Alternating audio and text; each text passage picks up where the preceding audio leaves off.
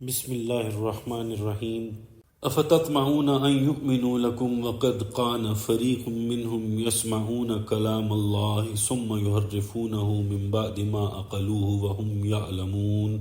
تم یہ لالچ رکھتے ہو کہ یہود تم پر ایمان لے آئیں گے۔ ان میں ایک گروہ اللہ کا کلام سنتا آ رہا ہے، پھر اللہ کے کلام کو اچھی طرح سمجھ لینے کے بعد بدل دیتا ہے، حالانکہ وہ اچھی طرح جانتے ہیں۔ وَإِذَا لَقُوا الَّذِينَ آمَنُوا قَالُوا آمَنَّا وَإِذَا خَلَا بَعْضُهُمْ إِلَى بَعْضٍ قَالُوا أَتُحَدِّثُونَهُمْ بِمَا فَتَحَ اللَّهُ عَلَيْكُمْ لِيُحَاجُّوكُمْ بِهِ عِندَ رَبِّكُمْ أَفَلَا تَعْقِلُونَ۔ اور جب یہ اہل ایمان سے ملتے ہیں یوں کہتے ہیں کہ ہم ایمان لائے ہوئے ہیں، اور جب آپس میں اکیلے میں ایک دوسرے سے ملتے ہیں تو یوں کہتے ہیں تم ان کے ساتھ وہ باتیں کرتے ہو جو اللہ نے تمہیں بتائی ہوئی ہیں تاکہ کل تمہارے پروردگار کے سامنے یہ تمہارے خلاف حجت قائم کر دیں۔ کیا تم عقل سے کام نہیں لیتے؟ اولا یعلمون ان اللہ یعلم ما یسرون وما یعلنون۔ یہ اتنی بات نہیں جانتے، بے شک اللہ کو ان باتوں کا علم ہے جو یہ چھپاتے اور جو یہ کھل کر بیان کرتے ہیں۔ اب یہاں بیچ میں اس آیت میں مسلمانوں سے بھی خطاب ہو رہا ہے کہ اے مسلمانوں، تو کیا تم یہ توقع رکھتے ہو کہ یہ تمہاری بات مان لیں گے؟ افتطمعون ان یؤمنوا لکم۔ عام مسلمانوں کی یہ توقع تھی کہ یہود دین اسلام کی مخالفت نہیں کریں گے، اس لیے کہ مشرکین مکہ تو دین توحید سے بہت دور تھے، رسالت کا تو ان کے ہاں کوئی تصور ہی نہیں تھا، کوئی کتاب ان کے پاس تھی ہی نہیں، جبکہ یہود تو اہل کتاب تھے، حاملین تورات، موسیٰ کے ماننے والے تھے، توحید کے علم بردار تھے اور آخرت کا بھی اقرار کرتے تھے۔ چنانچہ عام مسلمانوں کا یہ خیال تھا کہ انہیں تو محمد الرسول اللہ صلی اللہ علیہ وآلہ وسلم اور آپ کی دعوت کو جھٹ پٹ مان لینا چاہیے۔ تو مسلمانوں کے دلوں میں یہود کے بارے میں جو حسن ظن تھا، یہاں اس کا پردہ چاک کیا جا رہا ہے اور مسلمانوں کو اس کی حقیقت سے آگاہ کیا جا رہا ہے کہ اے مسلمانوں، تمہیں بڑی طمع ہے، تمہیں یہ خواہش ہے، آرزو ہے، تمہیں توقع ہے کہ یہ تمہاری بات مان لیں گے۔ وَقَدْ كَانَ فَرِيقٌ مِّنْهُمْ يَسْمَعُونَ كَلَامَ اللَّهِ ثُمَّ يُحَرِّفُونَهُ مِن بَعْدِ مَا عَقَلُوهُ وَهُمْ يَعْلَمُونَ۔ جبکہ حال یہ ہے کہ ان میں ایک گروہ وہ بھی تھا جو اللہ کا کلام سنتا تھا اور پھر خوب سمجھ بوجھ کر، دانستہ جان بوجھ کر اس میں تحریف کرتا تھا۔ ظاہر بات ہے کہ وہ گروہ ان کے علماء ہی کا تھا، یہودیوں کے علماء کا تھا۔ عام آدمی تو اللہ کی کتاب میں تحریف نہیں کر سکتا۔ بعض اوقات ایسا ہوتا ہے کہ گفتگو کسی اور سے کی جاتی ہے، نام کسی اور کا لیا جاتا ہے اور آئینہ ہمیں دکھایا جاتا ہے۔ اسی طرح یہ آئینہ ہے اور اس آئینے میں نام بنی اسرائیل کا لیا گیا اور شکل ہماری ہے۔ اب یہاں وہ صفات گنوائی جا رہی ہیں جو یہود میں پیدا ہو گئیں۔ آپ یہ غور کرتے چلے جائیں کہ یہ صفت کہیں ہم میں یہود کے مقابلے میں زیادہ تو پیدا نہیں ہو گئی۔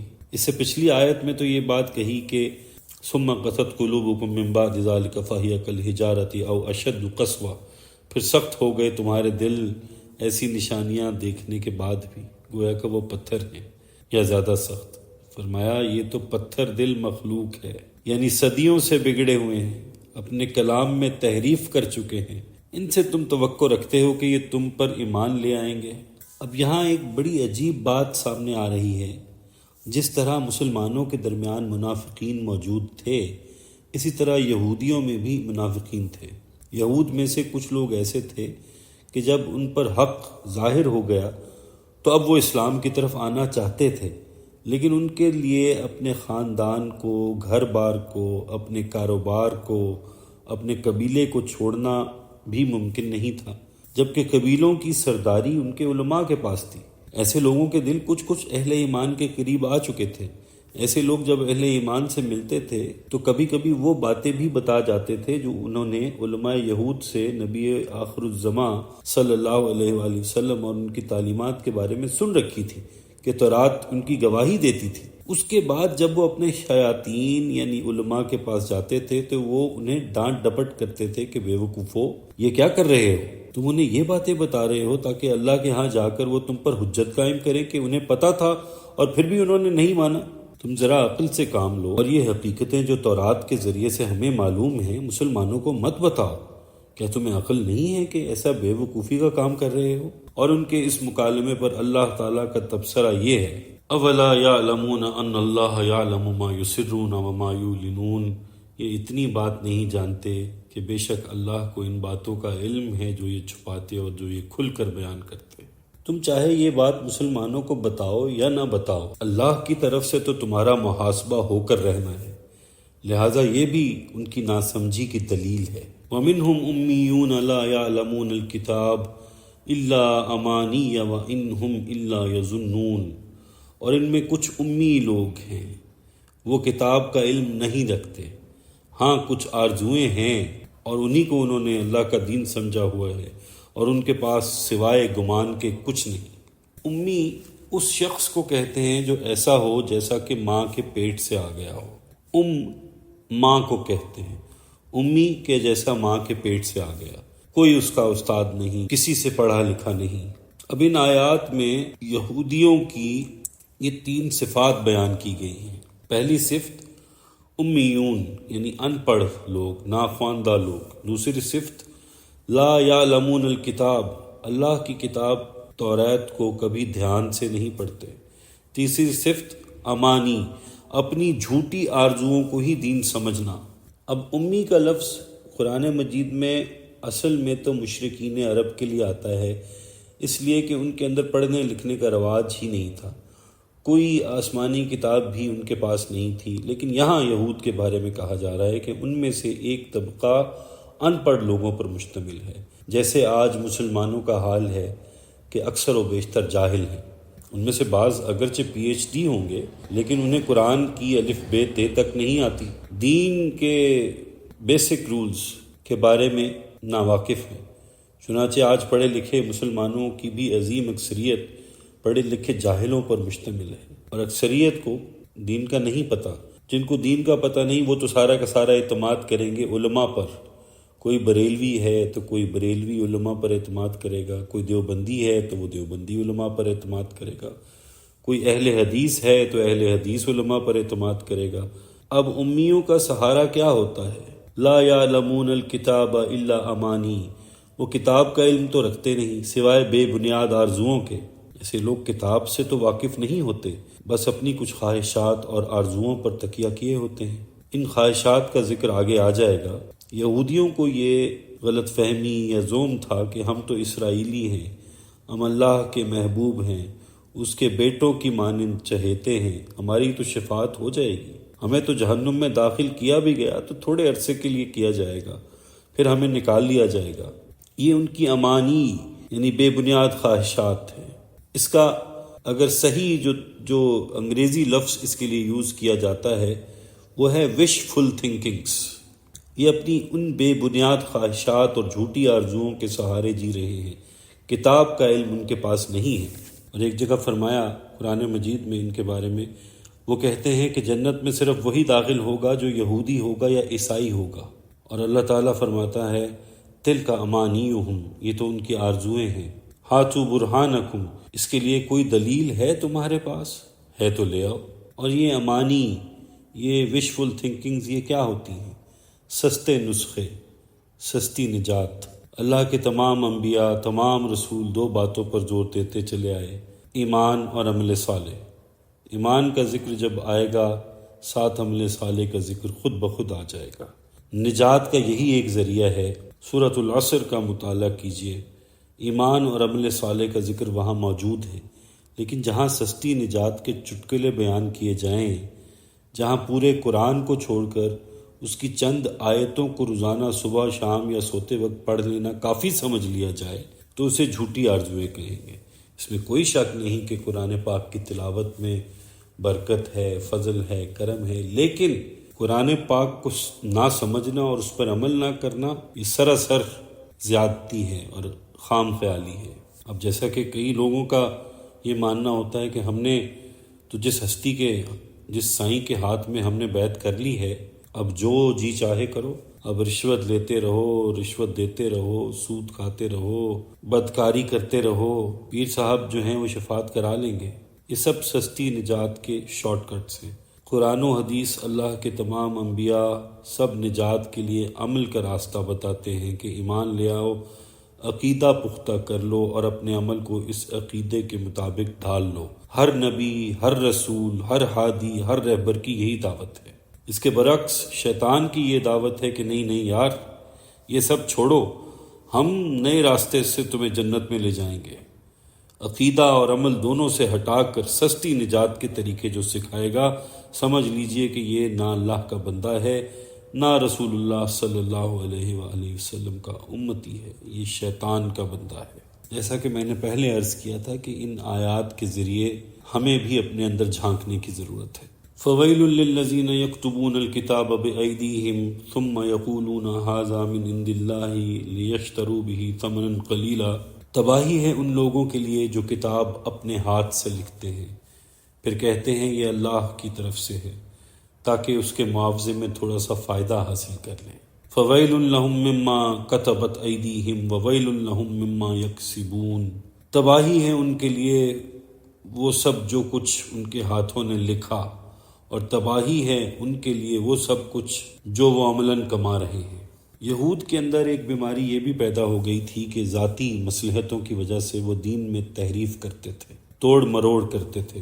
تورات میں جو آیت انہیں سوٹ نہیں کرتی تھی، اچھی نہیں لگتی تھی، ان کے فائدے کی نہیں لگتی تھی، یا یوں کہیے کہ موافق نہیں آتی تھی، اسے کاٹ دیتے تھے، اور جیسی عبارت وہ چاہتے تھے کہ ہونی چاہیے وہ اپنی طرف سے لکھ دیتے تھے۔ اللہ تعالیٰ نے اس امت کو، موجودہ امت مسلمہ یعنی ہمیں، قرآن مجید میں لفظی تحریف سے اور معنوی تحریف سے محفوظ فرمایا ہے، لیکن ہمارے اندر ایک گروہ موجود ہے جس نے لوگوں کے اعمال میں بگاڑ پیدا کر دیا ہے۔ قرآن و حدیث تو تحریف سے محفوظ ہیں، لیکن انہوں نے اپنے جی سے گھڑ گھڑ کے لوگوں میں ایسے عقائد پھیلا دیے ہیں کہ جس سے قرآن و حدیث میں تو تحریف نہیں ہوئی لیکن امت میں بگاڑ پیدا ہو گیا۔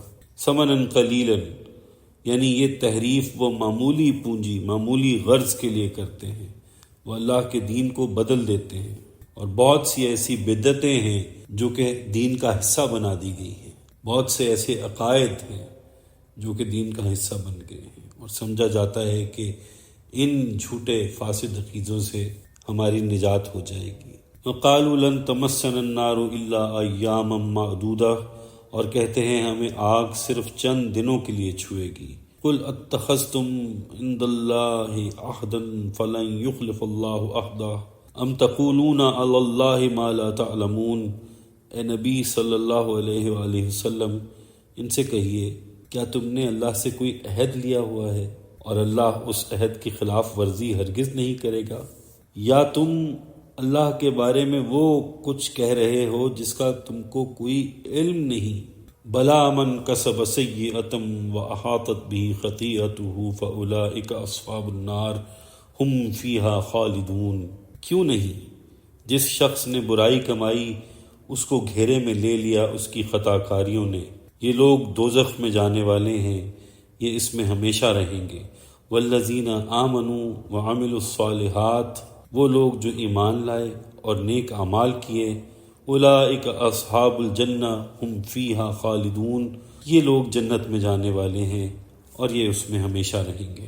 اب یہاں پر غور فرمائیے، قرآن مجید کا انداز کس قدر خوبصورت ہے اور بات کس قدر خوبصورتی سے بیان فرمائی جاتی ہے کہ تصور میں نہیں آ سکتا۔ اب آپ ان 3 لفظوں پر غور فرمائیے، وَأَحَاطَتْ بِهِ خَطِيئَتُهُ، اور گھیر لیا اس کو اس کے گناہوں نے۔ اسی بات کو اس سے بہتر انداز میں بیان کرنے کی کوشش کریں۔ ان لفظوں میں انسانی نفسیات کا نقشہ کھینچا جا رہا ہے۔ ایسا ہی ہوتا ہے کہ انسان کی پوری شخصیت کو خطا کاری، جرم، بدنیتی گھیرے میں لے لیتی ہے۔ پتہ چلتا ہے کہ بعض شخصیات ایسی ہوتی ہیں کہ ان پر شر غالب آ جاتا ہے اور ان کی زندگی میں خیر مغلوب بالکل دب جاتی ہے۔ حضرت سید قطب شہید رحمۃ اللہ علیہ نے احاطت بی خطیئتہ کا بہت خوبصورت ترجمہ فرمایا ہے۔ وہ شخص جو اپنی خطا کاری کا قیدی بن گیا، یعنی اس کی خطا کاری، اس کی بدنیتی، اس کی دنیا داری اس پر کس قدر چھا گئی کہ وہ اس کا قیدی بن کر رہ گیا۔ یہ بھی زندگی کا ایک رنگ ہوتا ہے کہ انسان اس قدر بے بس اور مجبور ہو جائے کہ کبھی اللہ کو یاد کرنے کا اس کو موقع ہی نہ ملے۔ اس کا نقشہ قرآن نے ایک اور جگہ بھی کھینچا ہے، الہاکم التکاثر حتی زرتم المقابر۔ تمہیں مال جمع کرنے کی دوڑ نے اتنا مشغول کر دیا، اتنا غافل کر دیا کہ مال کی دوڑ لگاتے لگاتے تم اچانک قبروں میں پہنچ گئے۔ پتہ چلا کہ دوڑ تو لگی تھی مال جمع کرنے کی، یہ اچانک کھائی آ گئی اور آپ قبر میں ہمارے پاس پہنچ گئے۔ یہ قرآن مجید کا ایک اسلوب ہے جس میں وہ انسان کی شخصیت کا کئی طریقوں سے نقشہ کھینچتا ہے۔ بلا من کسب سیئہ، کیوں نہیں جس شخص نے جان بوجھ کر ایک گناہ کمایا، لیکن اس سے مراد کبیرہ گناہ ہے، صغیرہ نہیں۔ وَأَحَاطَتْ بِهِ خَطِیئَتُهُ فَأُولَٰئِکَ أَصْحَابُ النَّارِ، بس یہی ہیں آگ والے، ہم فیہا خالدون، وہ اس میں ہمیشہ رہیں گے۔ اور اس کے برعکس جو ایمان لائے ہیں اور نیک عمل کریں گے، اب نیک عمل کے بارے میں ہر شخص نے اپنا ایک تصور اور نظریہ بنا رکھا ہے، جبکہ نیک عمل سے قرآن مجید کی مراد دین کے سارے تقاضوں کو پورا کرنا ہے۔ اللہ تعالیٰ سے دعا ہے کہ اللہ تعالیٰ ہمیں قرآن پاک کو پڑھنے، سمجھنے، اس پر عمل کرنے اور اس کو دوسروں تک پہنچانے کی توفیق عطا فرمائے، اور ان آیات کے ذریعے اللہ تعالیٰ ہمارے دلوں کے زنگ کو اتار دے اور ہمارے دلوں کو منور فرما دے۔ اللہ تعالیٰ ہم سب کے لیے آسانیاں پیدا فرمائے اور ہم سب کو آسانیاں بانٹنے کی توفیق اور شرف عطا فرمائے۔ آمین یا رب العالمین۔